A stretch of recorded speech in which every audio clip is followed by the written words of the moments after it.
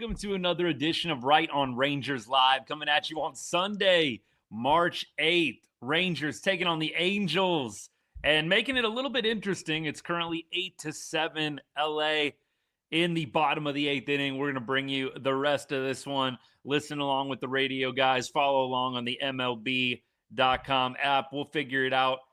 We'll bring you the best play-by-play we can. Looks like Figueroa, is going to ground out here and end the bottom of the 8th inning. Angels will bat in the top of the 9th. We'll see who the Rangers bring on to pitch here. It was Brazier. He pitched a scoreless top of the 8th inning. Good to see him getting back on track. We got quite a few topic points to go through with you today. We have the Rangers making a waiver claim.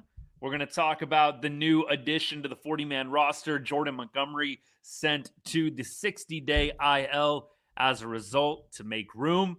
And, of course, we'll go through some of the big performances from today and from the weekend. Nathan Eovaldi going 5 innings.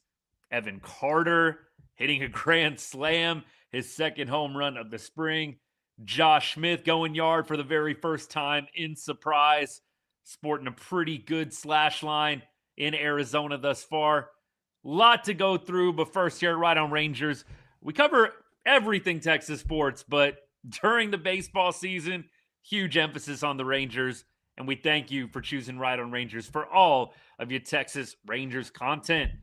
Those of y'all that have been around, you know how it goes. You'll drop a comment, drop a question. I may miss it. Nothing personal. We don't duck anything here on the show. Obviously, we got to go through some slop, but anything of substance, we'll try and get back to. Don't be shy. Feel free to copy and paste that question, that comment again, and I will make sure to try and get to it before the show is over.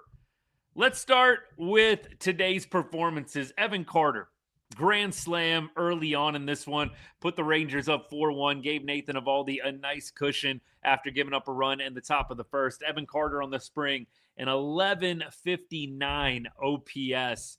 Rangers have talked a lot about Evan Carter being an everyday player this year, and clearly a top prospect like Evan Carter, that's what you want to see. We've gone over and over the fact that Evan has been platooned in a major way at almost every level up to this point in his career. And we've discussed his development and whether or not that has played into where Evan Carter is at right now. Evan not really been given a long runway to struggle through ABs against lefties. I do think that they are going to try it out this year. I don't know if they'll do every single lefty, but I do feel like they are going to try him against some of your standard, more typical guys. I think maybe you have a Skubal up on the mound. You know, you're facing Ranger Suarez. Maybe you got one of the best lefties in the game throwing. You think about giving him a little maintenance day. But some of these guys throughout the course of the year that you face, left-handed, yes, but elite, no. And I think Evan Carter needs to prove that he can handle that. Hopefully take some pages out of Brandon Nimmo's book. You've seen Evan Carter hitting the left-handed BP in Surprise, something that Brandon Nimmo said was huge, incredibly instrumental in him becoming a quality hitter against lefties, being a left-handed hitter himself. And so you've seen Evan Carter take BP off lefties in Surprise. Great to see. And you can only hope that Brandon Nimmo is able to rub off in that way on Evan Carter. Big game for him today. Added a double as well. We're talking 6 total bases for full count Carter today. Good stuff. And then beyond that, you talk about Josh Smith. Josh Smith this spring, I made the point maybe about a week ago. I'm not sure there's anybody that has more pressure this year on them than Josh Smith. I think there is an argument he's facing among the most pressure. Maybe Jock Peterson, you could throw in that mix. I think, though, for Josh Smith personally, I'm not sure he's had a year where there's been more pressure. You're going to be given the starting job unless you have a pretty terrible spring, which Josh Smith is not having by any means. You also have to consider he's replacing Marcus Semien, a Gold Glover, an MVP candidate at different points in his career. Obviously, that wasn't the case the last 2 years. But you are filling some pretty good size shoes. And I think Josh Smith, so far so good and surprised. Got to see how it goes once the regular season begins. Not sure how much leash Josh Smith is going to be given at second base. Not sure if Josh Smith is even going to be an everyday player out the gate. I mean, you look at Sam Haggerty's numbers, 400, 1,100 OPS. We may have a platoon. But Josh Smith doing what he needs to do to stay on the field. And we know that Josh Smith brings this in the first half. The big question mark is going to be the second half for Josh. And it's a big reason why I've been a fan personally of Josh Smith being in a platoon role out the gate. Let Sam Haggerty have some reps at second base against lefties. We know Josh Smith, OPS was in the 500s against lefties last year. Sam Haggerty's been crushing lefties. Feels like a no-brainer to me. We'll see what Skip decides to do, whether they make Josh Smith an everyday guy or whether they decide to do some platooning. I would be in favor of the latter. We will see what happens back on the first weekend of the MLB 2026 regular season. But Josh Smith, home run today. He goes 2 for 2. And he did not miss, man. Dude got his money's worth. That was a bomb of a home run. I believe it was 415 feet. I mean, that ball was a no-doubter. 415 feet, 103.3 off the bat. First bomb of the spring. Congrats to Josh Smith. All right, we keep rolling. Let me get to you guys and your comments, questions along the way. We have other things that we're going to go through here on the show, obviously, but maybe we'll end up getting to it through you guys. That's sometimes how it goes. I got my list of topics. You guys beat me to it. By the way, Otanez on right now. Not looking too good early on. Otanez has given up a single. Pretty hard hit, 107 off the bat. He also, beyond that, has, looks like, allowed another batter to reach. So runners on first and second here. Wild pitch. He got a little bit of tough luck. Wild pitch on a strikeout. Got a runner to first, but he looks like giving up another wild pitch. So now it is second and third. We'll have the radio guys softly on in the background here. Radio only today. I hate days like this, man. I just want to watch more and more baseball. The more I consume, the more that I want to consume more. It's disappointing when these games aren't on, but we'll deal with the radio guys for now. They're all right, I guess. At least you got the app. At least you got the radio. By the way, single here makes it 9-7 Angels. So Otanez not having a very good time right now. His spring ERA is up to 13.50. Holly, what's good? Thanks for the comment. I was actually going to lead off with this second time around. Can we get rid of Alexis Diaz? Look, let me talk this through here. I don't want to take a victory lap when somebody is struggling. And so I'm not going to call it a victory lap, but this feels like a good time to say I told you so. Alexis Diaz was kind of the hot commodity when we signed him to take over the closer role. I feel like a lot of Rangers fans, a lot of pundits, a lot of media around the Rangers organization speculated that Alexis Diaz was a bit of a lottery ticket, but could be a closer. I always say this whenever the Rangers sign somebody who's had a bad year the previous year, whenever you got to go back 2 years and look at the Baseball Savant page, in this case from 2024, whenever you got to go back to the 2024 Savant page to talk yourself into somebody, you know you're already going down a bad path. Alexis Diaz, you had to go back to 2024 to start feeling good about him. Yes, it is very possible for players to have down years. Make no mistake, it happens. But I had no clue why we were throwing Alexis Diaz as closer into the mix immediately. It made little to no sense to me. And I'd have to agree with Natalie. He's looked terrible so far. The ERA is 43.20. And while you might say, it's spring, that number feels real, if that makes sense. That number feels pretty spot on. Like, if you ask me, what's this guy's ERA? I probably would have said some double-digit random number. It's been that bad. Alexis Diaz today does not record an out. He does allow a hit, does allow 3 walks, 5 earned runs total. Alexis Diaz was terrible today. I don't think there's any other way around it. And for me, I cannot see Alexis Diaz anywhere near the 9th inning. I don't care that this is surprise. I don't care that this is spring training. And I get so tired of people saying that all the time to me.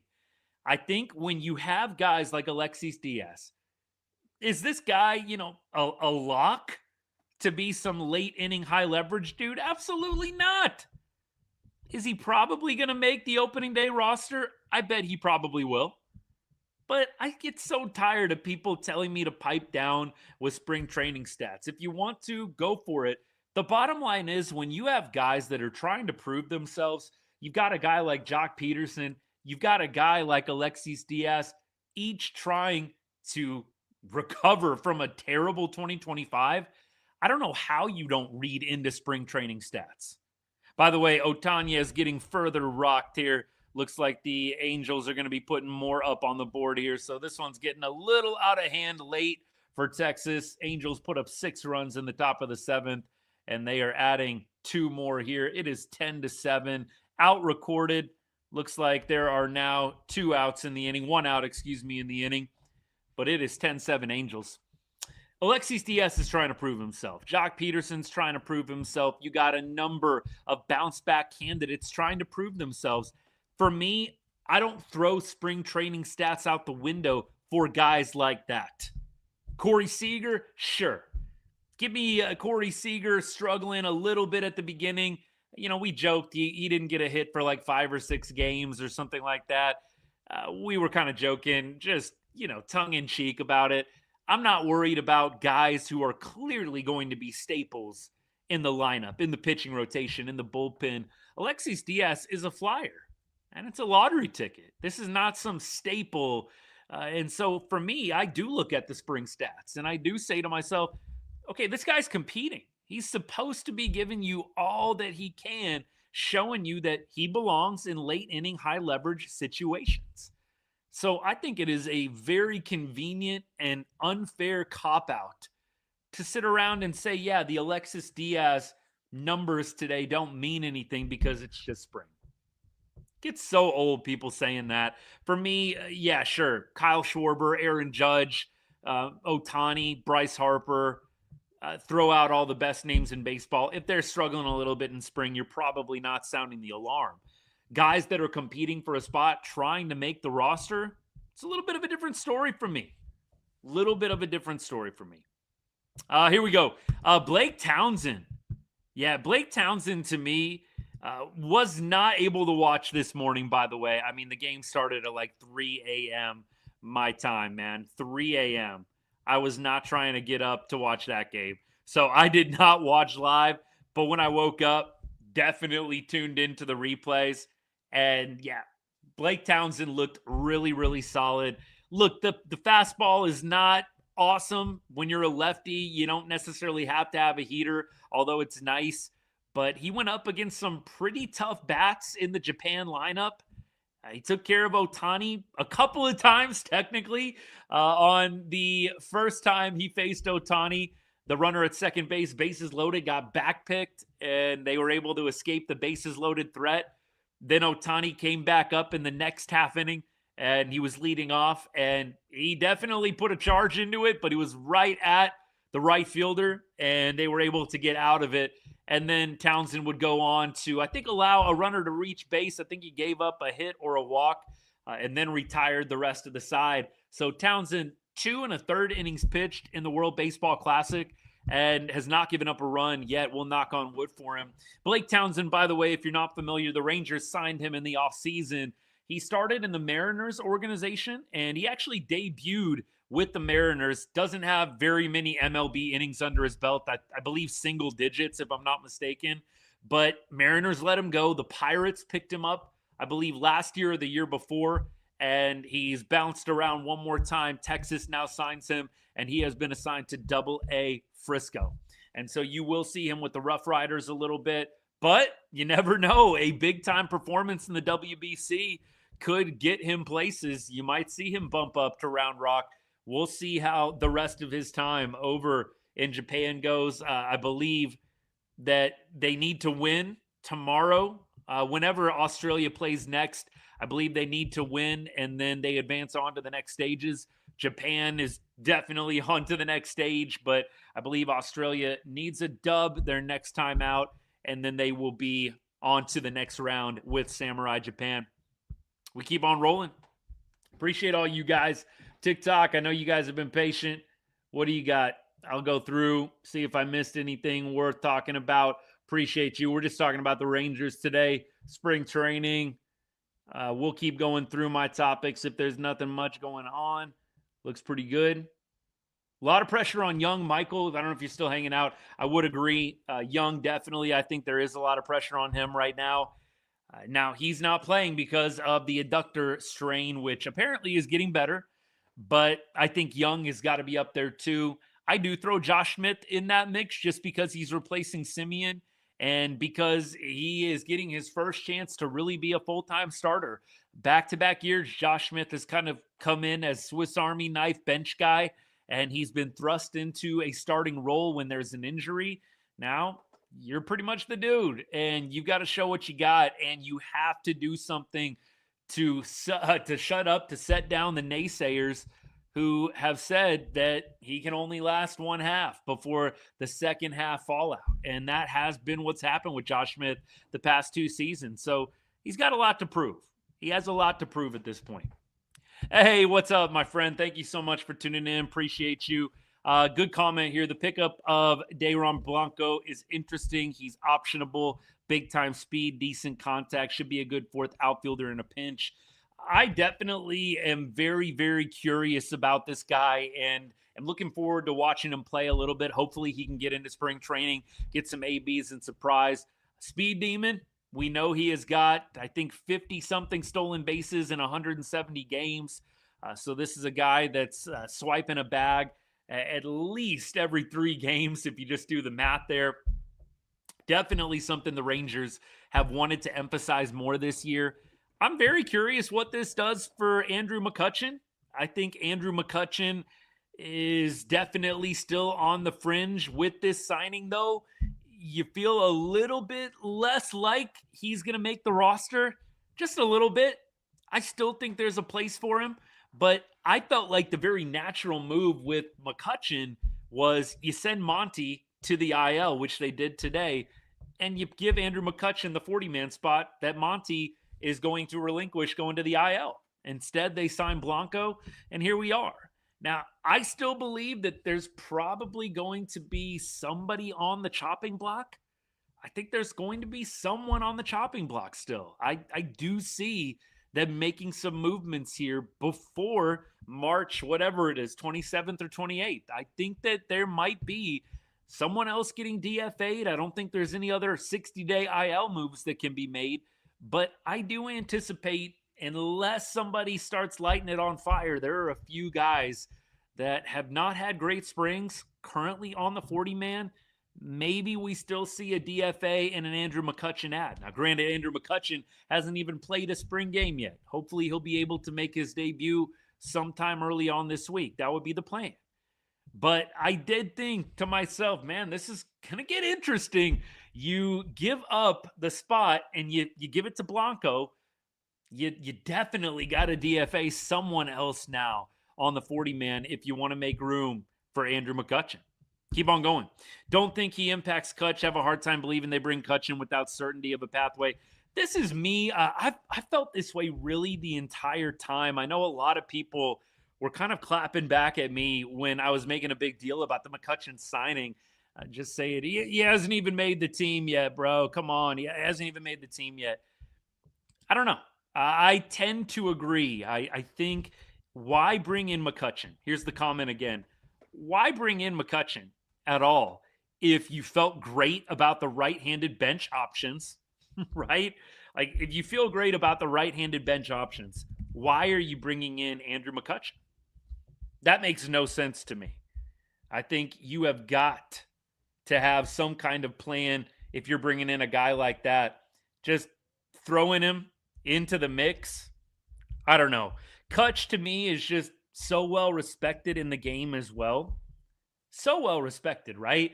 I just find it hard to believe they just said to him, yeah, man, it is not probably real likely you're going to make the team. But, if you want to get some spring training ABs, go for it, brother.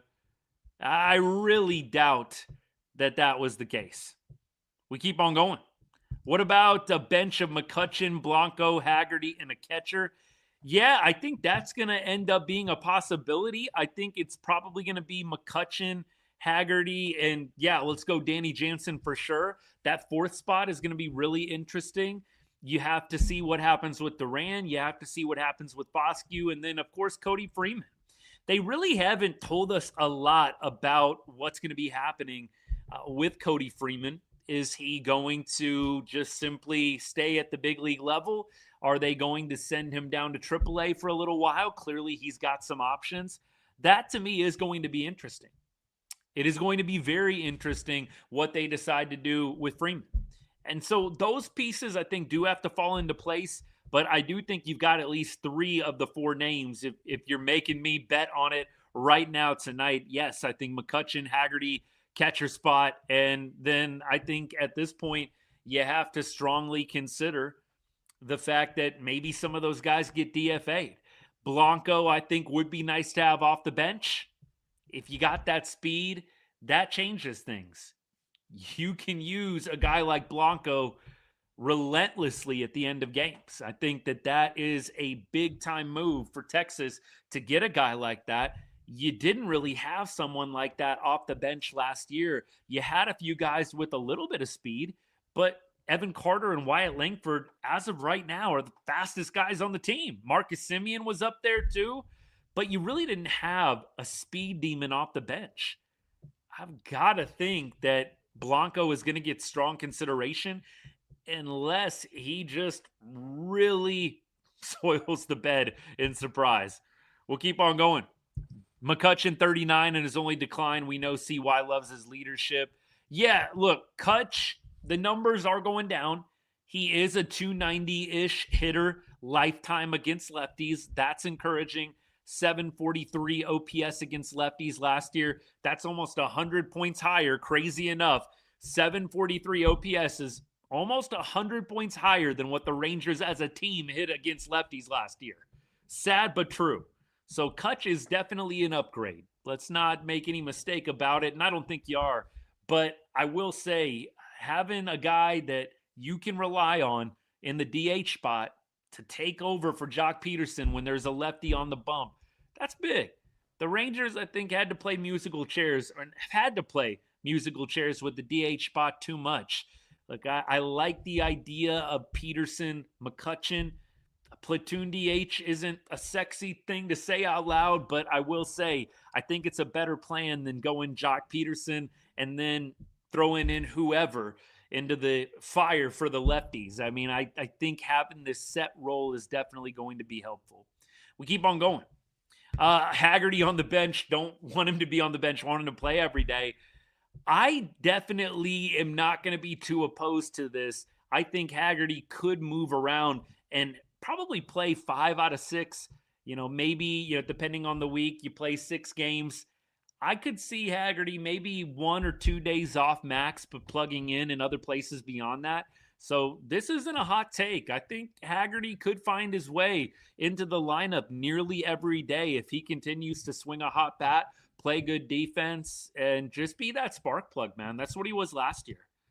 Keep going here. Have to add Gavin Collier to the bullpen. He's pitched his way into the conversation, assuming he doesn't get knocked around the last few weeks. Well, I think Baumler is definitely going to make it in the mix. Baumler, I think, is absolutely going to be in the mix. That definitely will make things interesting.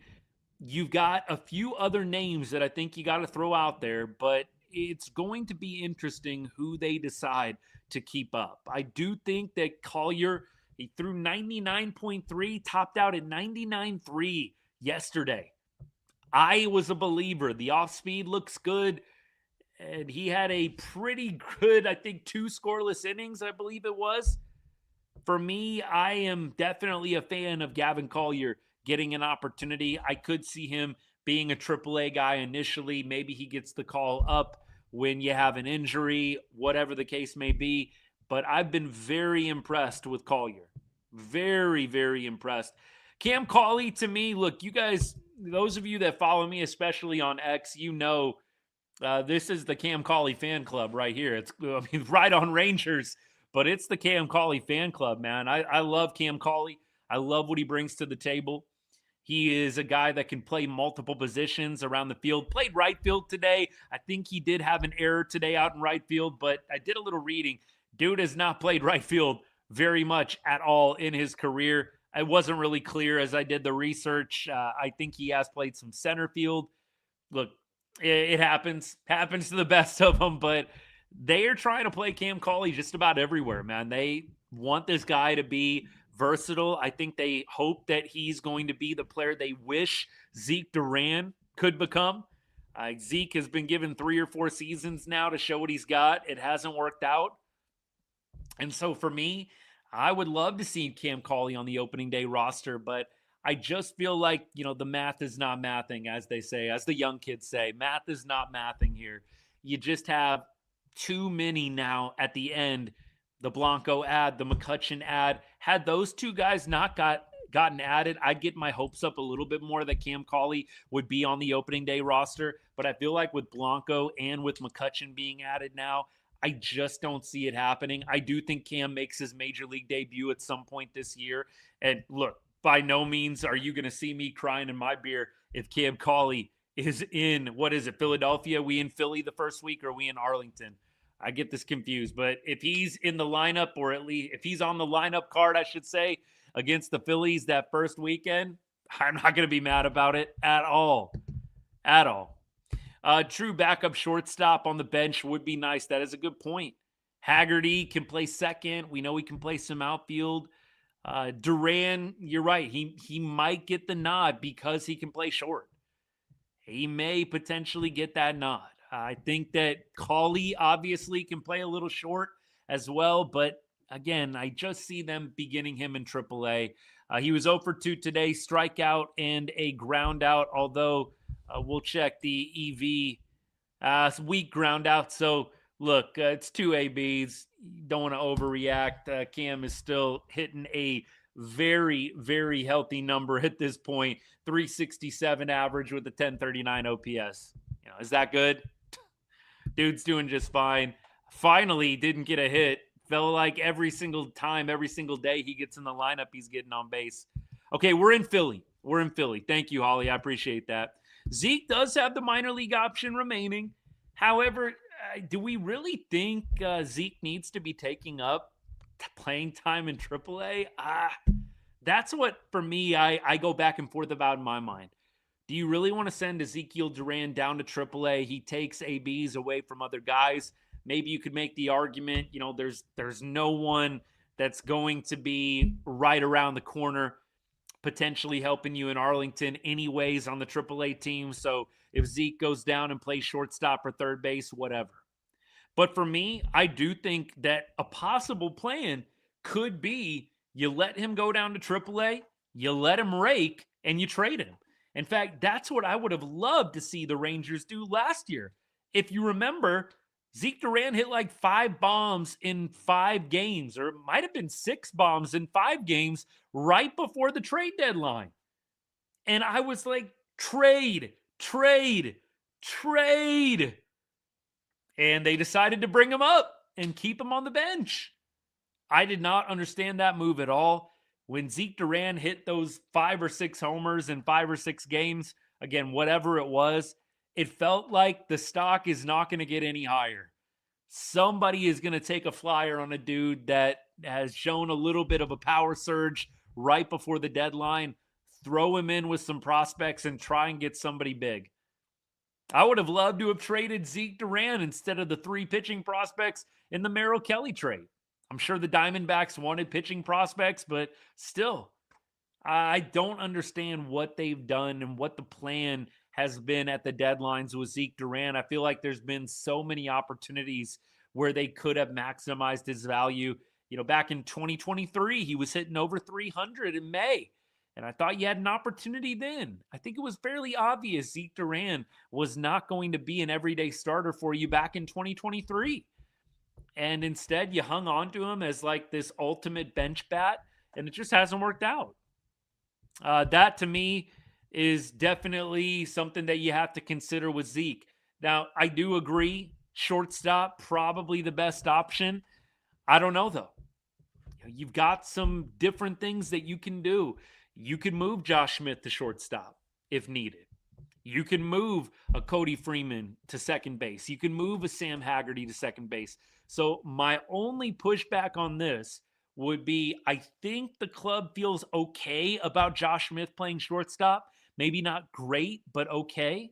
So I do think there's a world where you do DFA or you option Zeke Duran. You slide Josh Smith over to shortstop when Corey needs a breather. And now you do have a lot of options open at second base. So that would be my only pushback on that, brother. But it is a fair point. No doubt it's a fair point. All right, TikTok. Make sure I didn't miss anything. Brad, thanks, man. Appreciate you. The hat collection is getting bigger and bigger. This happens to me every spring training. Every spring training, man. Oh, my gosh. Appreciate all you guys. I'm scrolling back, just making sure that I didn't miss out on anything. Thank you. Rangers, by the way, final score 10-7. They dropped this game to the Angels. Pitching, man. Pitching. Not good today. Not good today. I am going to be watching Mexico and Italy a little bit later on. They're playing it right now at 4 or they play at 5? I know I'm a couple hours behind most of y'all, but they play in an hour, don't they? I thought it was a 7 p.m. start. That'll be good. I definitely am looking forward to seeing Team Mexico. Maybe Robert Garcia gets in the mix. Maybe Alejandro Osuna. Osuna has not played yet. Robert Garcia pitched on Friday, had a good inning of work. I love Robert Garcia, by the way, just like Team Mexico used him. Like 7th, 8th inning. It's beautiful. Beautiful. I absolutely would like to see the Rangers keep him in that 7th, 8th inning role. I think it is more than a good spot for him. Maybe matching up a little bit against tough lefties. We'll see what happens. Excuse me.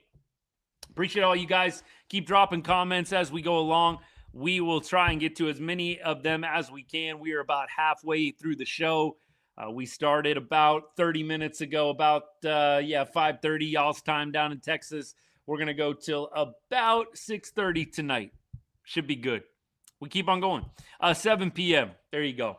Yeah, it's going to be fun. I'm going to be watching that one. I might put some video out. By the way, shameless plug, follow me over on X. I drop a lot of videos. I drop a lot of content on X during games. Want to make sure you have the opportunity to keep up with us as much as you can. We definitely do the live shows after games during the spring training season. By the way, we do Thursdays and Sundays. Thursdays and Sundays during the regular season. We're basically live after every game, giving you the analysis, giving you the breakdown. We usually even go live in the 8th or 9th innings, just like we did today, to watch them with you guys. Will the Rangers hopefully to victory? Last year it was hit or miss when we were on the live shows, but man, did we get to see some special moments, some fun walk-offs. There were some good ones in there, man. We keep going, though. Let me see. Nimmo, Langford, Seager, Berger, slaps. I got to agree. Langford, Seager, Berger. I've commented on this multiple times over the past week. I think Skip may have cooked with this order that he's throwing out. I think obviously Nimmo is going to be the leadoff guy. Nimmo, Langford, Seager, Berger, I think is the play right now. Berger is having an outstanding spring training thus far. I mean, he mashed another home run yesterday.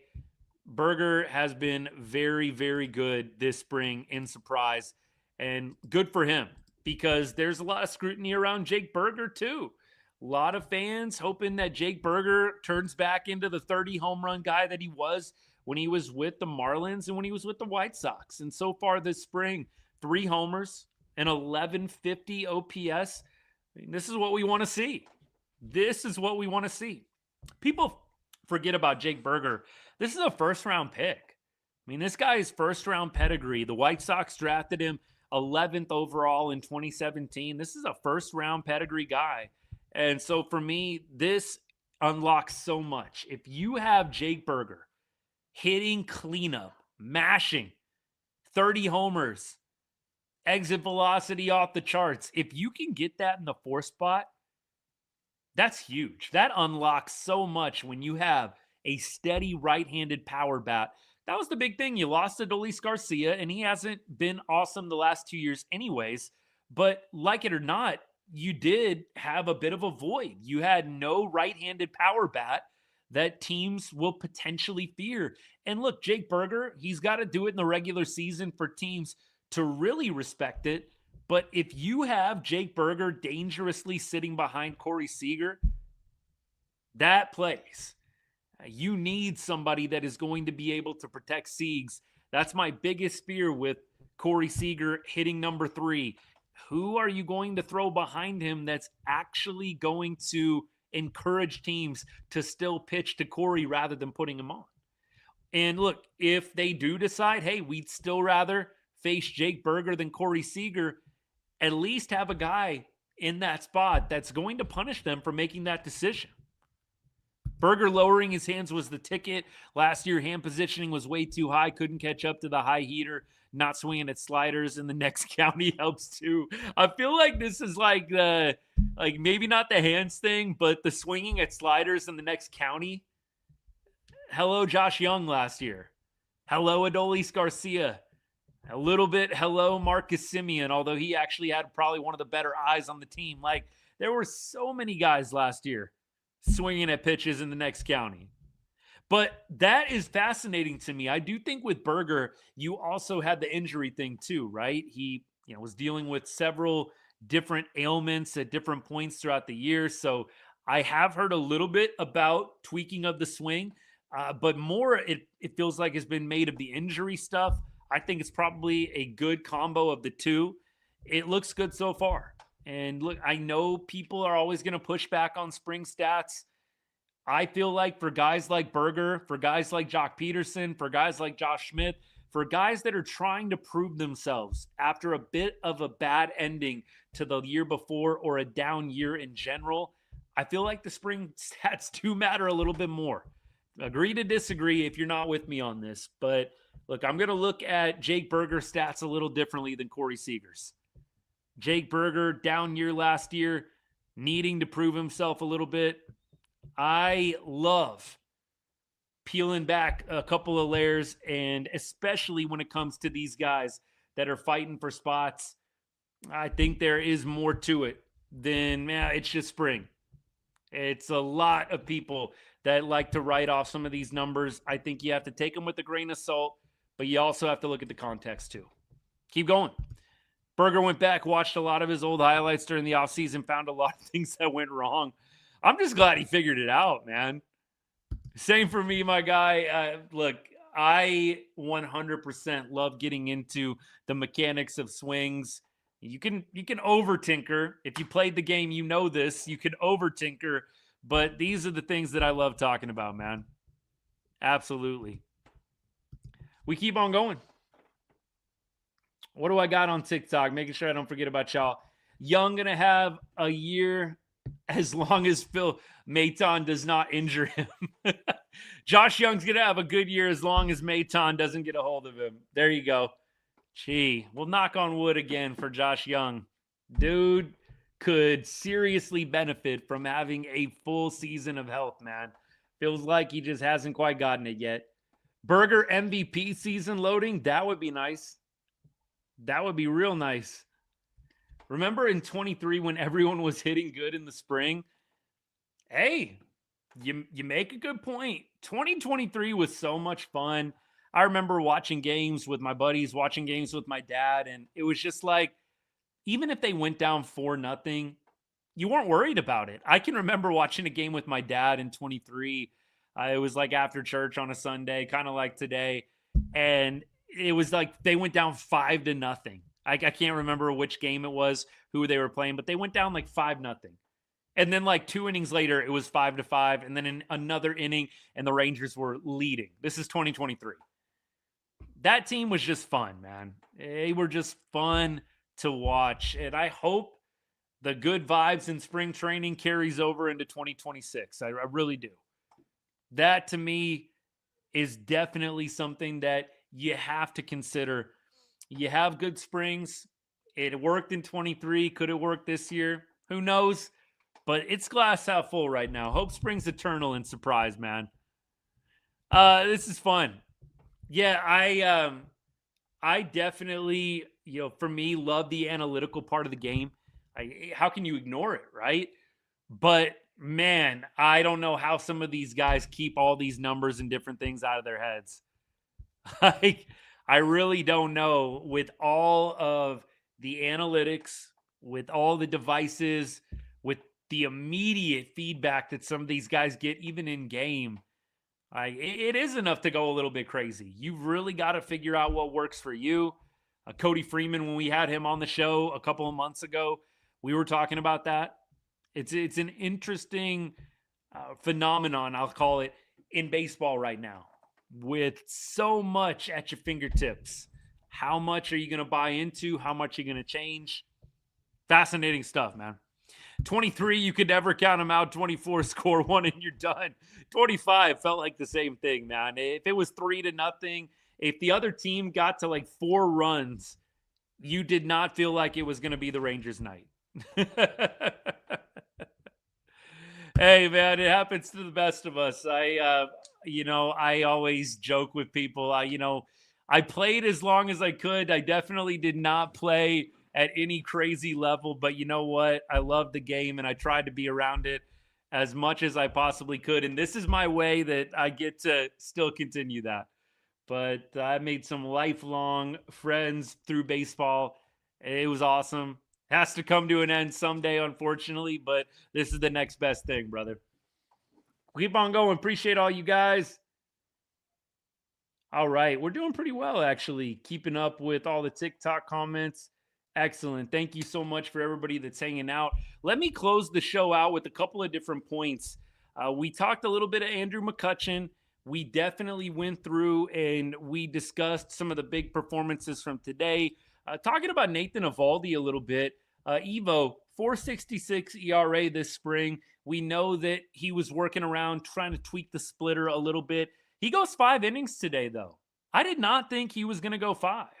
I thought maybe 4 and he'd be done, but Evo throws 68 pitches, 49 strikes. So, I mean, the guy was in a zone in that regard. 2 earned runs, 1 walk, 4 strikeouts. Evo continuing to heat up a little bit here. Rangers also had Curvelo pitch today. Diaz, we've talked about Diaz. It's not looking good for him. Alexis Diaz, potential closer candidate.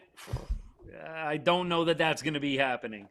And then a few other guys. Acker actually got in at the end of the game today. We talked about Otanez. Acker had 2 outs, no hits, no runs, no strikeouts, no walks. And then as we go through some of the other things from the weekend, a lot of good stuff yesterday, man. I was the thumbs were burning trying to post as quickly as I could all the good stuff that was happening with the Rangers. But you had Jake Berger, like we talked about earlier, hitting the home run. That was huge. You also had a number of other guys looking sharp.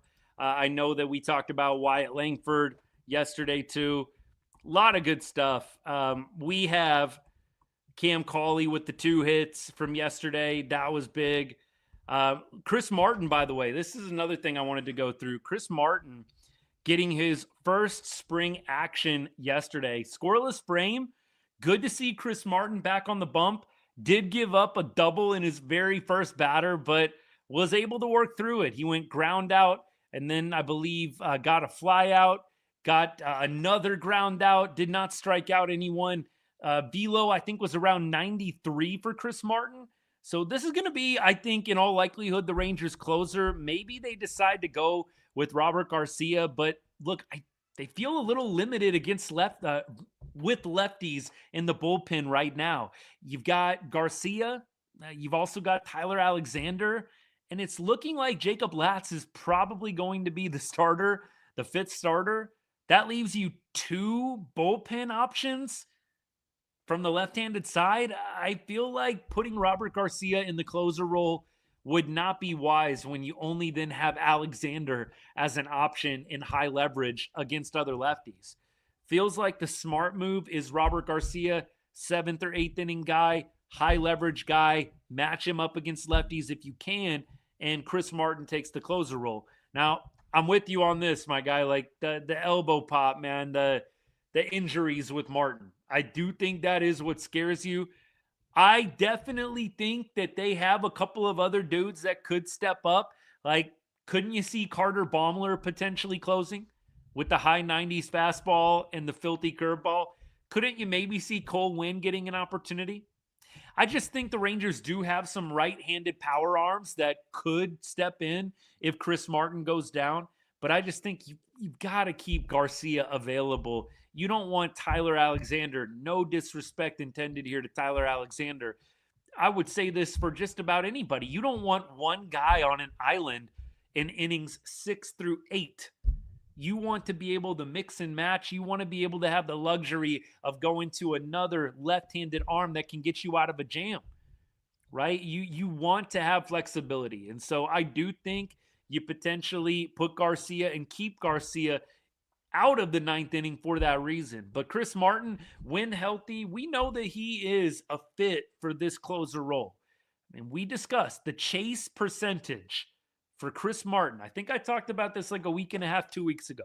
The chase percentage for Chris Martin last year in 2025 was higher than Tarek Skubal, higher than Paul Skeens. I mean, this is a guy that gets a lot of swing and miss. It was crazy looking that up, by the way. Had no idea that Martin was in that territory.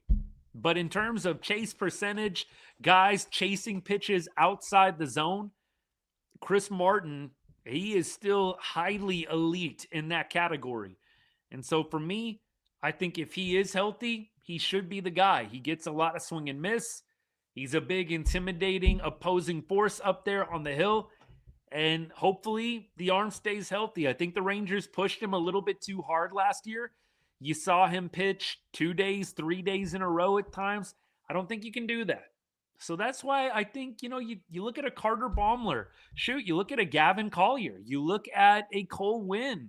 Those guys may be called on to piecemeal together the ninth inning when Chris Martin needs a breather. And maybe you get Robert Garcia in the mix. Maybe he begins the ninth inning and he faces the lefty that's leading off. And then you bring in Baumler or you bring in Cole Winn to do the rest. It could get very interesting in terms of the opportunities that some of these young guys are going to get at the back of the pen. Robbie Ahlstrom will help the big league team this year. Good. I did not hear that quote from Skip. Now, they sent him to minor league camp, didn't they? I know that means he can still participate in some of the spring training games, but it sounds like they decided to move him down to minor league camp. I thought I read that this morning in the long list of transactions that the Rangers posted. So I think at some point this year, you're right. I do feel like in all likelihood, they probably start him at AAA. I think Robbie has kind of demonstrated already that he can handle AAA bats. We also talked about this conundrum. Like, you've got a guy who is solid in AAA and has done a good job and just needs the opportunity, just needs a little runway at the major league level to see if they can hack it. And I do think Robbie is at that spot. I was encouraged. The one thing about Robbie that I wasn't, the biggest fan of was the low velo. And I don't say that disrespectfully, but he was at 93, I want to say, pretty consistently last year. I like seeing him top out in the mid 90s. Look, I know velocity is not everything, but in the major leagues, it can't hurt. And I think it can only help. And to see Ahlstrom hit that 95 spot on the gun, I'm like, okay, this guy is getting better and better. Hobie Milner was throwing upper 80s last year. So look, it can be done. It can be done. But I like seeing a little bit of extra punch on that fastball from Robbie Ahlstrom. And look, maybe somebody gets hurt this year. You need a little depth. When rosters expand, definitely. But hopefully he'll get an opportunity. I do think he's a guy that is, I should say, coming to a spot where he's shown just about all he can show at AAA. Keep going. Yeah, he got sent down. I think that's just to get him more innings. Big league camp is running out of innings right now. Fair point. Fair point. Yeah, we talked about the bullpen and what the bullpen could be at this point. We'll go through. I'll go through the 40-man right now, and we'll just run through who the bullpen options are going to be as our show draws to a close here. We got about 10 minutes left in the show. 40-man roster. So let's just discuss like the staples, the mainstays, and we could probably work better from the ninth inning backwards. So you're obviously going to have Chris Martin as one of your bullpen guys. I think Cole Winn, definitely going to be a bullpen guy. Robert Garcia. You've also got Jacob Junis. He's going to be in the mix. You also are going to have Tyler Alexander. There's your fifth guy right there. I think Alexis Diaz is probably going to be up. I don't know if maybe a worse spring than what's going right now is going to make a difference or not, but that would be your number 6 guy. Baumler would be 7. And I don't know if I missed anybody or not, but I feel like that is probably going to be the makeup at this point in the game. Did I miss anybody? I don't know. I think you go Cole Winn, Chris Martin, Junis, Garcia, Diaz. Then from there you go Baumler, Alexander. Are there 8 guys? Are there 8 spots or 7 spots? I know there's not 9. Long day. Y'all help me out if you know. But I'm pretty sure that's where it's at right now. Bullpen, by the way, for what it's worth on MLB.com, the depth chart, Garcia, Alexander, Diaz, Junis, Martin. Latz is in the bullpen right now. Winn, Curvelo, and Baumler. That's who MLB.com has bullpen-wise for the depth chart. All right. 8. So one more spot available beyond that. Going to be interesting. Latz is going to be a starter. Rocker's not going to go to the pen. So they are going to need 1, 2, 3, 4, 5, 6. Yeah, they're going to be fine. I don't know if Curvelo is going to end up making it or not, but I do see Baumler, Winn, Martin, Junis, Diaz, Alexander, Garcia as being the mainstays for sure. All right.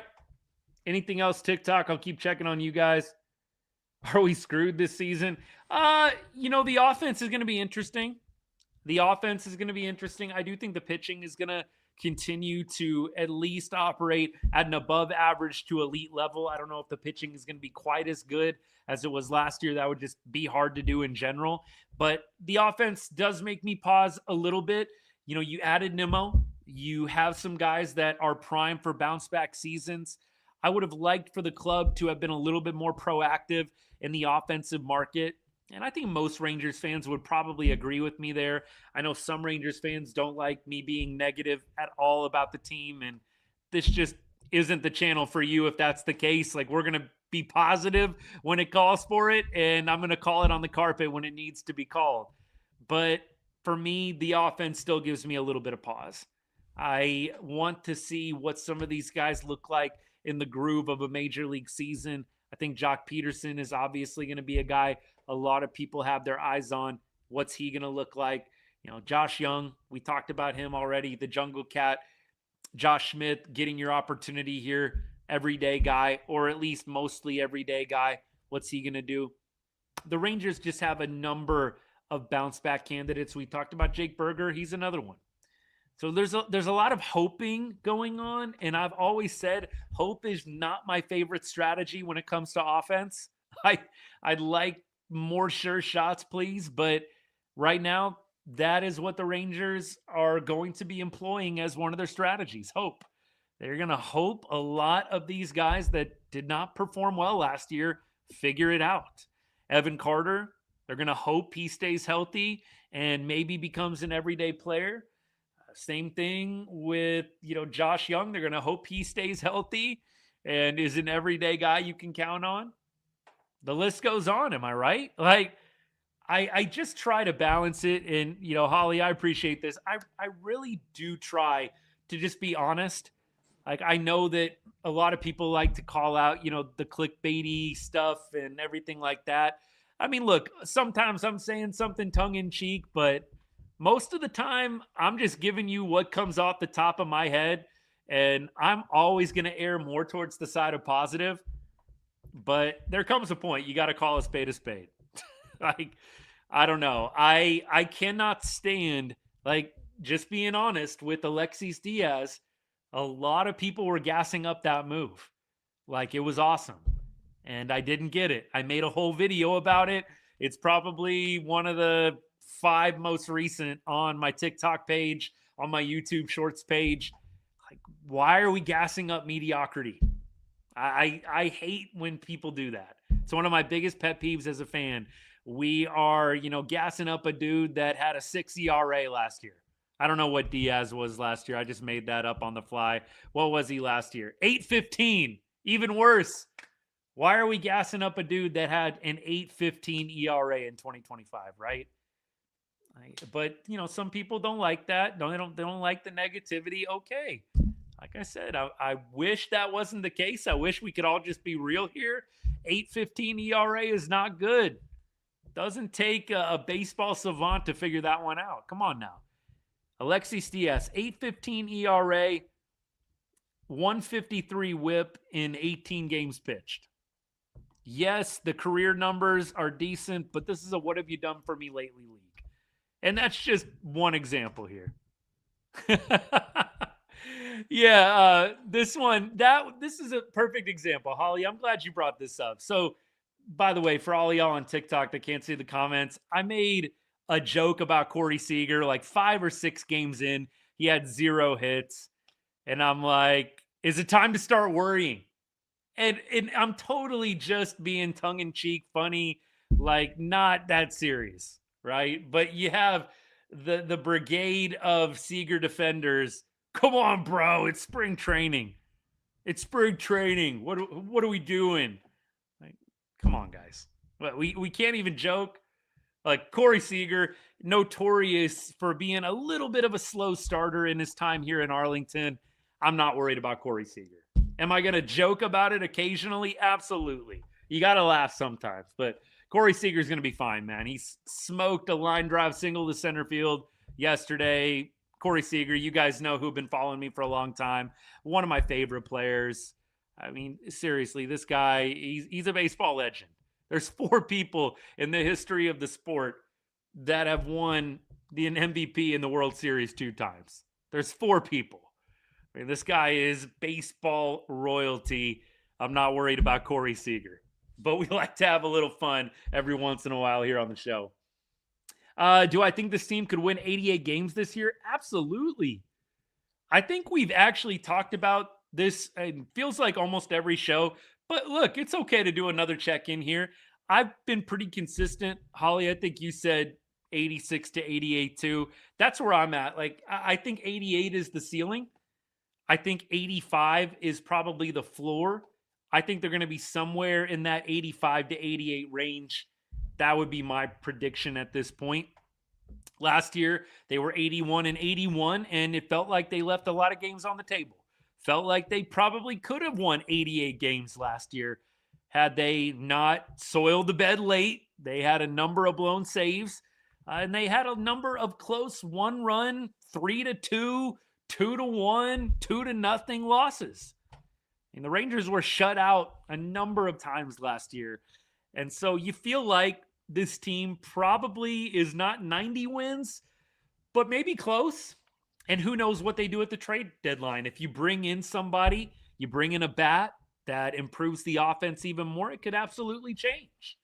So that's where I'm at. I'm going to say 86. I'm going to say 86 wins. The sad thing is, I don't know if that's going to be enough. I feel like the Rangers have to win the division to make it. You've got such a competitive AL East. You've got the Orioles that are going to be better. You've got the Blue Jays that went to the World Series last year and were like an inch away from winning it all. You've got the Rays that are always like kind of sneaky good. Junior Caminero killing it right now in the WBC. Like, everybody in the AL East, it feels like, is good. Like, there's going to be so much competition for the wild card spots. It really does feel like it's going to have to be the AL West. I don't know if 86 wins the AL West. the AL West. I think it's possible, but I see Seattle being pretty competitive again this year, too. I think Houston is going to be in the same boat as us. I think they will be a winning team. I don't know if they're going to get to 90 wins either, but this is going to be a competitive AL West. And I do feel like it might come down to the division, whether or not the Rangers make the playoffs. Time will tell on that one. But the AL East, super competitive. You got the Guardians and you got the Royals that look pretty good in the AL Central. There are a number of competitive teams. Now, I say this almost every time this comes up, but when I look at the AL, there's nobody that really worries me big time. There's a lot of good teams. There's some elite teams. There's some above average teams. Nobody really worries me in the AL. I'm a little worried about the Dodgers in the NL. Just going to be real with you. But when I look at all the AL teams, there's nobody I point to on the calendar and say, "Oh no, we cannot win in that series." I don't do that really with any AL team that we face this year. When you go up and you have DeGrom, Evo, Gore, 1, 2, 3, you feel pretty good about facing anybody. There's not a lot of other teams that can sport that. So, yes, could one of those good teams catch us at a bad time in the rotation? Sure. But I don't look at the Blue Jays or the Yankees or the Red Sox or the Guardians or the Royals or the Mariners or the Astros. I don't look at any of those teams as unbeatable.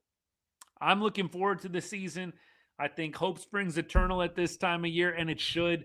The Rangers, they have some candidates for bounce backs. They added a few new pieces. Hopefully they get next steps from guys like Wyatt Langford and Jack Leiter. There's a lot to be positive about. And we're going to try and accentuate the positives as much as possible, but be real with you when the opposite is true as well.